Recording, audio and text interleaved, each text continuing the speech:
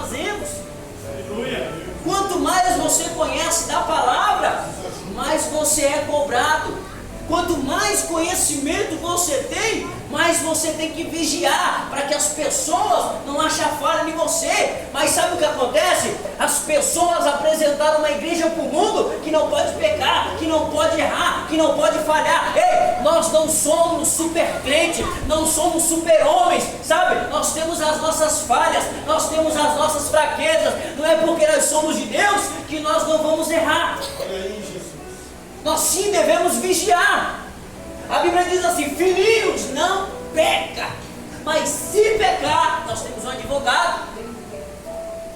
Isso não significa que nós vamos viver em pecado. Viver em pecado é uma coisa, mas pecar é outra.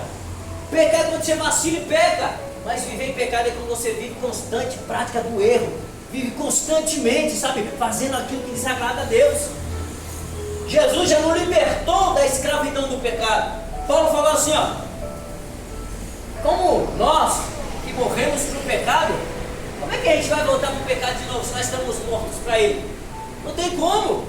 Nós andamos o quê? Em novidade de vida. Se nós vivemos em novidade de vida, nós não conhecemos mais, sabe? Nós não temos, sabe, aquela essência do pecado. Não tem como, porque nós apartamos, sabe, da escravidão do pecado. Cristo nos apartou disso. Isso não significa que o pecado não vai te seduzir.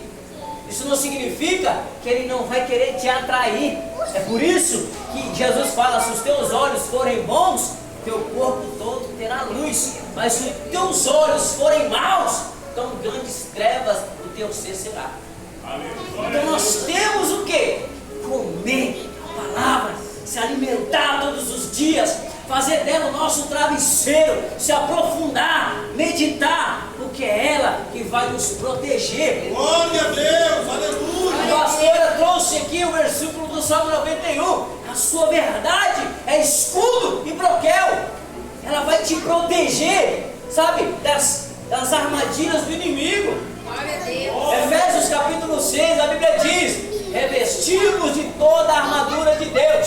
Se nós não se revestimos das armaduras do reino de Deus, nós não vamos conseguir resistir o inimigo. Nós não vamos conseguir ficar inabaláveis, porque ela vai nos garantir a proteção que precisamos, porque ela vai nos garantir, sabe, andar por um caminho justo diante de Deus, ainda que nos custe, sabe, noites de sono, problemas, dificuldade. Isso todo crente vai passar. Uma coisa é a gente sofrer aqui no Brasil um problema financeiro, sabe, um problema na família, um problema, sabe, com um parente, um problema com o marido, com o esposo, com o filho. Isso aí, conforme você vai lendo a Bíblia, você vai estudando, pedindo direção para Deus, Ele vai te direcionar, Ele vai te dar sabedoria, meu pastor. Porque a falta de sabedoria de muita gente é porque não lê a Bíblia, porque a Bíblia vai instruir.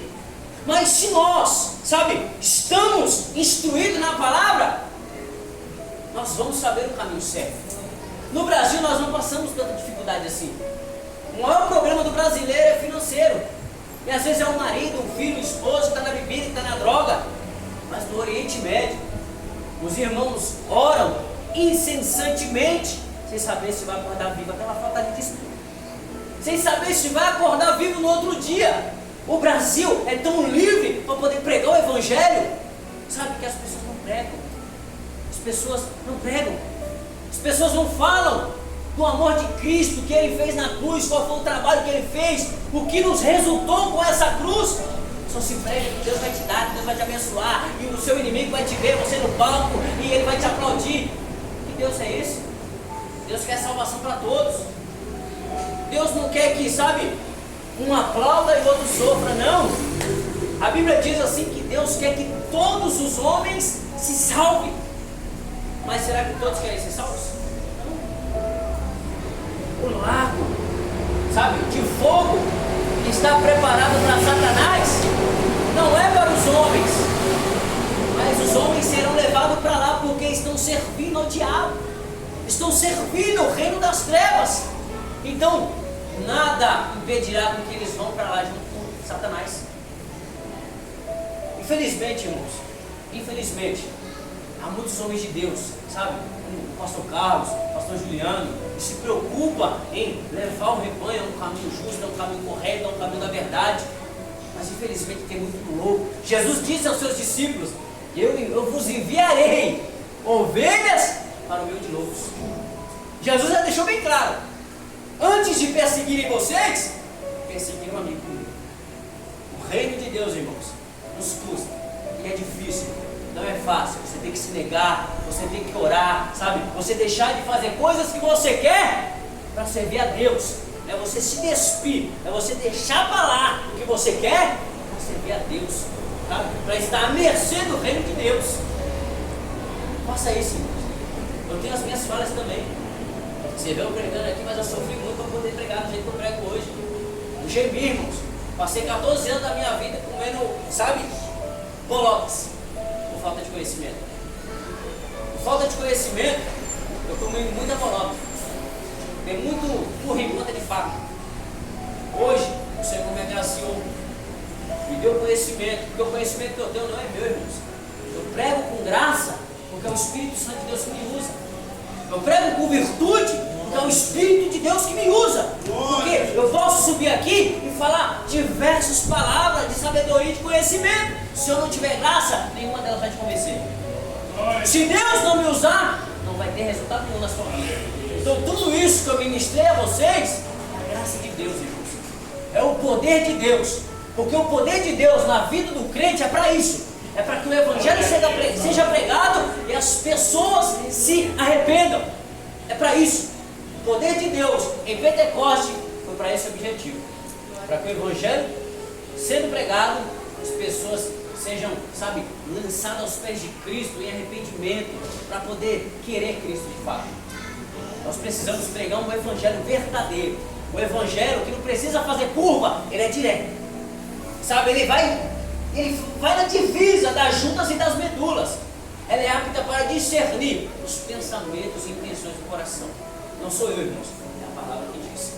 Então, se nós procurarmos nos aprofundar na palavra de Deus, irmãos, nós não vamos ser enganados por falsos profetas.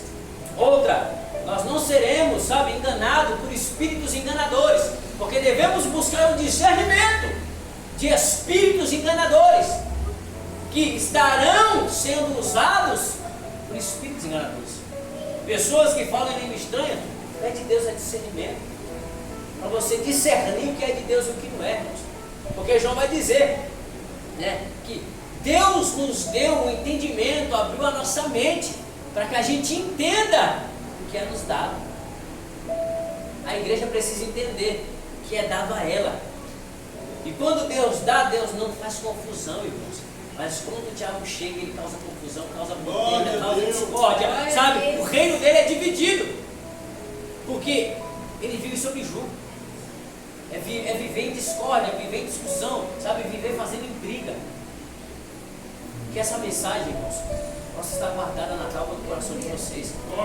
Que vocês possam, em nome de Cristo Jesus, se aprofundar na palavra de Deus, sabe? Pedir ao Espírito Santo de Deus para que ele venha iluminar a sua mente, para que você possa compreender de fato como essa verdade ela tem que ser pregada. Aleluia, meus irmãos. Eu agradeço a oportunidade em nome de Jesus.